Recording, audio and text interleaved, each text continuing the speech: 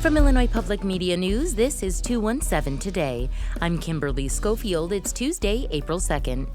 Coming up, the National Agriculture Organization, FFA, reached a record 1 million members last year, but the number of farms in the U.S. is shrinking. We'll take a look at what all this means for the future of farming. That story in just a few minutes, but first, these headlines. Illinois Governor J.B. Pritzker says the state's Prison Review Board needs to change how it approaches some cases. Alex Degman has more. Two members of the board, including its chair, resigned last month after a man who was released from prison allegedly killed an 11-year-old boy, Jaden Perkins, and seriously injured his pregnant mother, Lataria Smith. Pritzker says board members will get more domestic violence training. I think that the changes that are necessary here are evident in the fact that the panel didn't take into consideration enough the domestic violence history of this particular prisoner. Crosetti Brand was on mandatory supervised release when he was accused of threatening Smith. He went back to prison, but the Prisoner Review Board said they didn't have enough to keep him detained. I'm Alex Degman. An Illinois wildlife rescuer is encouraging hunters to consider alternatives to lead ammunition in an effort to protect bald eagles. Tamara Yarger is the founder of Hog Capital Wildlife Rescue and Rehab in Kewanee. She's seen multiple cases of eagles with lead poisoning this year, and several of them were too far gone to save. Just be mindful of what you're putting into nature, because it may seem okay, but it may not be. Yarger says eagles will ingest lead when they eat from deer gut piles left by hunters. Eagles with severe lead poisoning suffer from digestive tract failure and neurological issues like seizures. More than 3,100 eagles winter in Illinois every year. The total eclipse of the sun happening next week, April 8th, is set to bring tens of thousands of visitors to Midwestern towns in its path, including one in southern Illinois. Harvest Public Media contributor Eric Schmid reports these communities are eager to see the economic boost. Carbondale, Illinois is in the path of the eclipse this year. That was true in 2017 as well. Stephen Mitchell directs economic development for the city. Carbondale has won the Celestial Lottery. He says the eclipse 7 years ago brought in about $8 million of economic impact. Mitchell says that translated to big business for restaurants that are staples in the Carbondale community. Each and every one of them said, I had the single biggest day of my entire restaurant career over decades that one day. Mitchell says the city expects to see tens of thousands of guests, like it did in 2017. He says they're prepared so they can capture every dollar that comes into the town for the eclipse this year. For Harvest Public Media, I'm Eric Schmid. The Fighting Illini women's basketball team is headed to the Women's Basketball Invitation Tournament Championship. They'll take on top-seeded Villanova on Wednesday night. Yesterday, Illinois defeated top-seeded Washington State 81-58. Makira Cook scored 16 of her 20 points in the first half, and Genesis Bryant finished with 18 points. Tip-off is at 7 o'clock at Hinkle Fieldhouse in Indianapolis tomorrow night. Last Friday, we reported on the difficulties facing the Champaign Unit 4 school district. However, there was a mistake in the reporting. We incorrectly stated that Unit 4 Families for a Smarter Solution is organizing protests at Champaign school board meetings.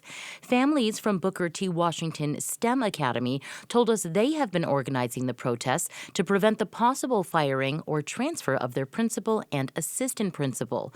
They've been using the Unit 4 Families for a Smarter Solution webpage as well as other Facebook pages to get their word out. Still to come, we'll learn more about how the number of farms in the U.S. is shrinking. We'll look at what all this means for the future of farming. That story is coming up next on 217 Today. Next time on the 21st show, a law in Illinois is supposed to protect victims of sexual assault, requiring licensed hospitals to provide either transfer services or medical forensic services. But a new investigation shows several hospitals routinely skirt the law.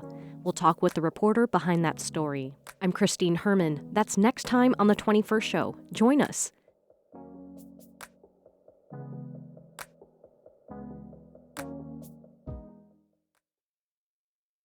You are listening to 217 Today. I'm Kimberly Schofield. The average age of farmers in the U.S. continues to rise, according to the U.S. Department of Agriculture's new Census of Ag.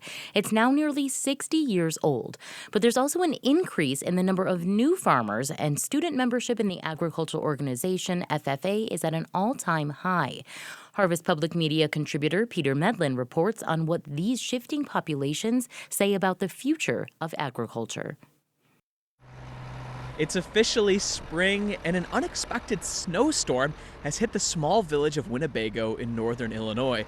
But the weather isn't stopping the line of tractors heading down a country road towards Winnebago High School. Today is the school's 49th annual Drive Your Tractor to School Day. I'm a third generation. We always bring the biggest tractor that we have on the farm. Maddie Palm-Graceffa is driving a giant 485 horsepower tractor that's typically tilling fields at her family's farm. For Maddie, like many Winnebago students, Tractor Day and farming are a family tradition. She's decided to pursue a career outside of agriculture, but other students, including junior Mason Heslop, see a future in farming. I definitely like to be a farmer, and like the rest, a lot of the family. Student interest in agriculture is growing. The national group FFA, which used to be known as Future Farmers of America, announced a new record membership last year, almost 1 million students. And many states, like Illinois, have 100% affiliation, where every student taking an ag class can become a member. Christy Meyer is a communications manager for the National FFA organization. She says not all of their members want to be farmers. She says there are ag careers in everything from sales to drone technology, and the group isn't just for rural students either. We're in 23 of the 25 largest cities. So we have a really successful chapter in Chicago. We have a newer chapter in Washington, D.C. Some chapters grow food for their school, and others focus on local waterway quality. According to the latest USDA Ag Census, the number of new and beginning farmers is increasing. Yet, of the top 10 states with the highest percentage of new farmers, none are in the Midwest. Mark Schleusener has a few ideas why. He's with the USDA's National Agricultural Statistics Service. For one, he says 75% of ag-dedicated land in the Midwest is covered by corn and soybeans.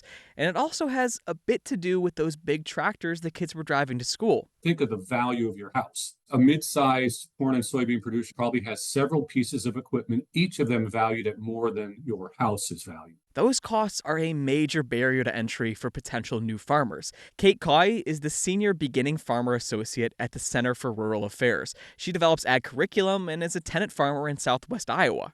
Seeing urban youth and rural youth who are interested. They might want there to be a path for them to be involved in agriculture, but we are up against enormous issues when it comes to accessing land.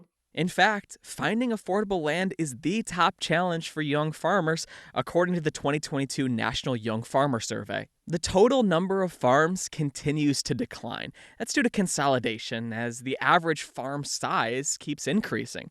And farmland across the Midwest is being sold for record highs.